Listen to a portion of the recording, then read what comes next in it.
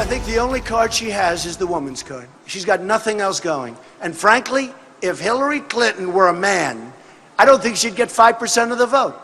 The only thing she's got going is the woman's card. And the beautiful thing is, women don't like her. Which, by the way, is not true. And we'll prove that in a moment. Donald Trump is considered by some people to be a misogynist. For those who need a little help, someone who dislikes or really cannot stand women. He, of course, calls it a farce, that no one loves women more than he. And one has to be honest to point out he has a legion of female followers who say no such things exist in the Trump world. But when the leading GOP presidential contender makes statements such as those, he opens himself up to the fair game questioning of whether or not he truly understands what happens when he uses words such as playing the woman card and what that says to millions of ladies across America. We begin there in this midweek edition of The Political Animal, where mere mortals fear to tread and the mainstream media dare not go, but we do. Right side staff writer for The Federalist, Bre Payton. Left side media strategist at Cate Communications, Franco Ripple. I'm going to begin with you on this one, Bre, because we heard what Donald Trump said right there, and he followed it up by saying, I know a lot of people would say that you can't say that about a woman because, of course, a woman doesn't shout. But the way she shouted, Hillary, that is, that message was not, that's the way she said it. Look, does this really help him? Or at this point, is he so Teflon that much like what he said early in his campaign, he could walk out on Fifth Avenue and he could basically shoot somebody and get away with it, that right now it makes no difference?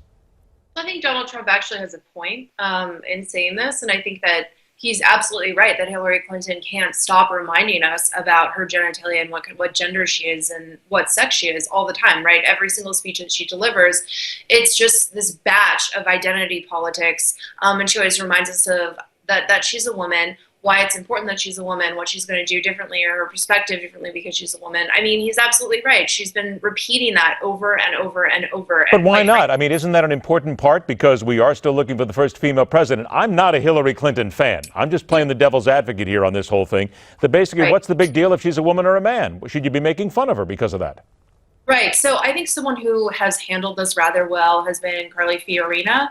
She doesn't shy away from the fact that she, as a woman, she has a different perspective, but she doesn't trot it out every single time. Right. So and her version of an understanding of feminism is a lot more applicable and not so, I guess, offensive is the word as Clinton's is, right? Like Carly Fiorina, she views feminism and what it means to be a woman as having freedom and the same opportunities as a man, whereas Clinton thinks that it is like this woman card thing where she has special privilege and is able to mess things up and get away with it just because she's a woman. So I think Trump... Okay, good point. Now, let me go to Franco on this one, because, Franco, I'm going to take the opposite side of this, because what Bre says a lot of people believe is absolutely true. Hillary Clinton uses her woman card, she plays it, and Trump is exactly right. If she was a man saying the same things she said right now, the same attitude that she said, she'd get 5% of the vote, that she is just such a flawed candidate.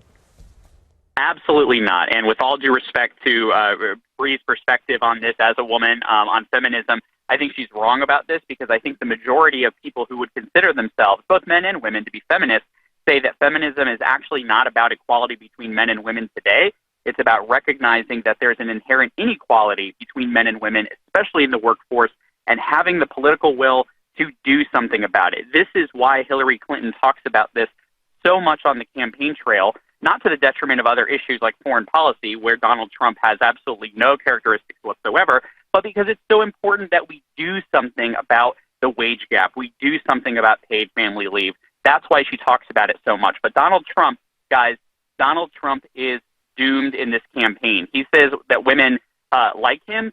66% in a poll this week of likely female voters across the nation dislike Donald Trump, 64% of whom strongly dislike. Okay, now stop right there, because I'm going to come to Bre on this. Bre, Franco's numbers are correct. USA Today, Suffolk University poll: 66% of likely female voters nationwide unfavorable of Trump. 48%, though, also unfavorable of Hillary Clinton. Not like she's loved by everybody. And a Washington Post ABC News poll earlier this month: 64% of the women feel strongly unfavorable towards Trump. Okay, take that all as, again, it's just polls. We get it. It's numbers, Bre. But doesn't he still have to work to defeat that? If he wants to get this nomination, nail it down, he's got to get women on his side. Oh, absolutely. And as you said, he's a serial misogynist, right? Like every other thing that he says out of his mouth is something disparaging against women. So I'm not at all spouting or purporting to say that Trump is good for women or that he's a good alternative to Hillary Clinton, because I don't think that at all. But when Franco was speaking, I did hear everything that he said about feminism and what that means. I think is the reason why a lot of people don't like Hillary Clinton and her version of feminism, because saying or implying that women are inherently unequal or viewed as unequally in the workplace, and that we need special help in order to have the same opportunities as a man. So you agree it's insulting? Really quite insulting. You agree that to a lot of women it's insulting?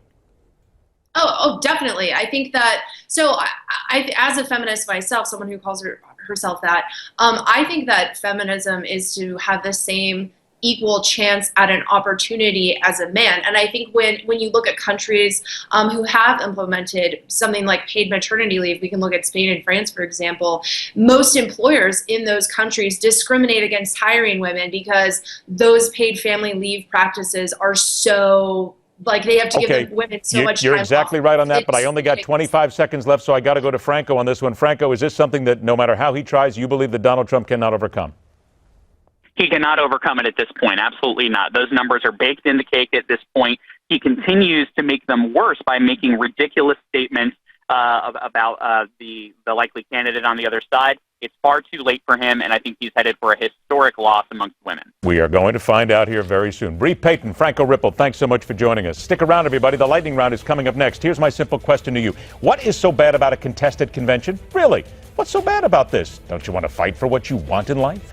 877 Newsmax, 877-639-7629. I'll bet you also a couple of questions and comments slip in about Donald Trump and serial misogyny. That's coming up next right here on The Hardline.